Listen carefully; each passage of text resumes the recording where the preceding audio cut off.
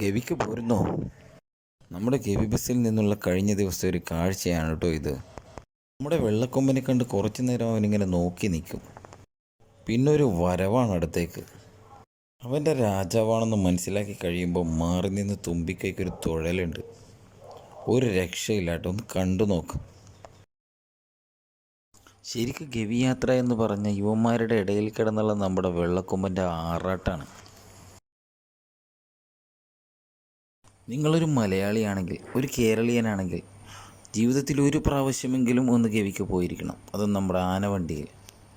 അടവിയിലെ കുട്ടവഞ്ചി സവാരിയും pen സ്റ്റോക്കും, പിന്നെ നമ്മൾ കടന്നു പോകുന്ന 8 ഡാമുകളിൽ 5 ഡാമുകളും അതിൽ 4 ഡാമുകളുടെ മുകളിലൂടെ യാത്രയും, ഓർഡിനറി സിനിമയിൽ കാണുന്ന ചെന്താമര കൊക്കയും കാറ്റാടിക്കുന്നും കല്യാണ സൗഗന്ധികവും നോഹയുടെ പേടകം നിർമ്മിക്കാൻ ഉപയോഗിച്ച മരവും,